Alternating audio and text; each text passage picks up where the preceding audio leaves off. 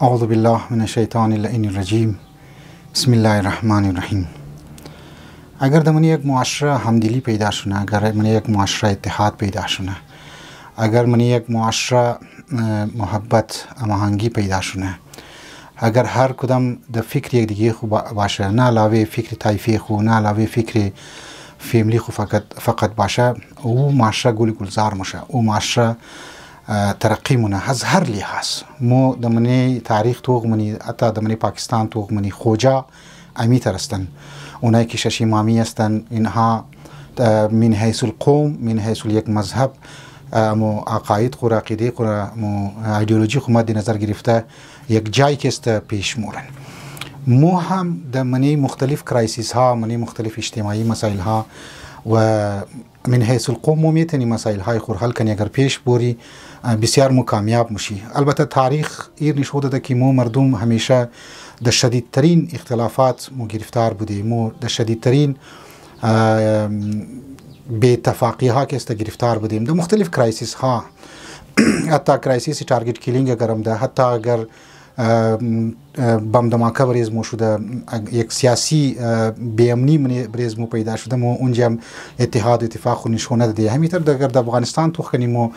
اتحاد و اتفاق نداشتیم، ریزه کچر احترام شدم نه، کچر ریزه را طرفش توجه نمیده و علمو مینگنی کند افغانستان از بدبختی و از گرسنگی مردم د چی حال است و همیتر از اول باکی مینگم انسان واقعا جای افسوس است که در افغانستان مردم د گرسنگی مبتلا هست، مردم د بدبختی مبتلا هست، مردم د خوف و هراس مبتلا هست. مردم از بعضی مردم از اهل وطن هستند د نوروز گانه و کنسرت و از مستی و از بی‌حجابی امو دختری که از افغانستان رفته در بدر زیر ظلم طالبان و عبدالرحمن و یا افغانا، حال که د استرالیا رسیده یا د یورپ رسیده برتو خو که او د چی بی‌حیایی و بی‌حجابی او در زندگی مونه و امو تاریخ خور فراموش کرده، امو بدبختی های خور از یاد خو برده، امو که د ظلم و ستم گرفتار بوده، د زو اونا رو فراموش کرده. علی چند پیسه پیدا کرده و چون که د منی یورپ و استرالیا امن است دیگه، باز ما میگن که منی تیک توک و منی سوشال میدیا و منی یا من از یک اجتماعی منی کنسرت مورن اونجا زن و مرد ناچ و منی پارتیا منی ارسیا چی حال است واقعا. ای نشون میده که مو از تاریخ و عبرت نمیگیری و مو من حیث القوم تر یک سوچ نداری. همیشه پای دیگه خور باید کش کنی، همیشه باید دیگه خور زیر کنی و بازم آدم میگم نه امزی ده حسیش خود خور که مور زیر ظلم عبدالرحمن قرار گرفتی، 60% از مو نابود شد. از او بعد د دیگه کرایسیس ها مو درو نابود شد و د مختلف ممالک که مو مهاجرت مونی هویت قومی خور، هویت مذهبی خور، هویت فرهنگی خور مو که مو دره اونها را موزدیس درو میدی. لذا مو در نظر از ما مو باید به طرف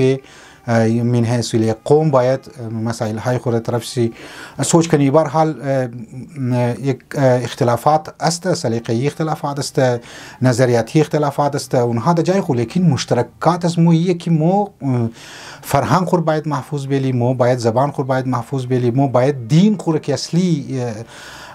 فرهنگ از موسته ایرمو باید محفوظ بیلی، بچاو کنی از این مختلف کرایسیس های دنیا. تاریخ تکرار میشه در وزانی من اگر طرفش توجه ندادی ممکنه که نو نسل از مو نه از فرهنگ خو اطلاع داشته باشه، نه از تاریخ خو اطلاع داشته باشه، نه از قهرمان های خو اطلاع داشته باشه، نه از لیدر های خو اطلاع داشته باشه، نه از مذهبی پیشواهای خو اطلاع داشته باشه. امام اول از مو کی بوده و هم دوم از مو کی بوده، امام اخیر از مو چی کار میشه، اینها به طور کلی موز دست کست میدی و درو داره ای چیز بسیار خطرناک است، خطره که گنتیه. ما امیدوارم که طرف از این چیز حتما شما توجه میدین و از آقاخانیا و از خودم زی اسرائیل یهودیا از نه شما عبرت میگیرین، خودم زی ایرانیا شما عبرت میگیرین که ما زندگی من درسته، اینجا مشکلات زیاد است. اینها انقلاب را آوردن، لیکن بعضا منیز نه که خلاف انقلاب است، لیکن میره ملک که کرایسیس ما یامنای که خلاف امریکا است، اون هم در رود بور میشه، اون هم د پشت گورنمنت خو، پشت حکومت خو، پشت لیدر خو، پشت رهبر خو ایستاده میشه. موها چیکار مونی موها در مختلف کرایسیس ها بجای ازی که مو اصلی مسئله را هایلایت کنی اونجا در جانب دیگه خو کس مفتی البته نظراتی اختلافات در جای خو نظراتی اختلافات هم در جای خو ما اون ارکستر جایش نیم لیکن از اول البته بعضیا کی اگر نقطه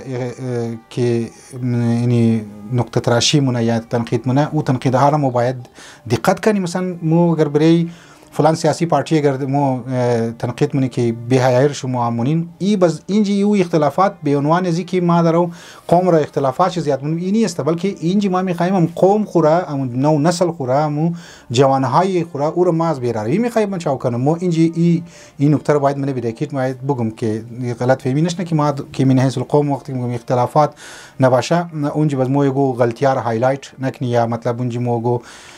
کاری زشت که در اون معاشره انجام میشه و مو هایلایت نکنیم و به هر حال مو عقیده مو هست که امر بالمعروف و نهی عن المنکر واجب کفایی است بلکه واجب عینی شده امروز برای هر فرد واجب است که امر بالمعروف کنه نهی عن المنکر کنه خانی خود امر بالمعروف کنه و نهی عن المنکر کنه. والسلام علیکم و رحمت الله و برکاته.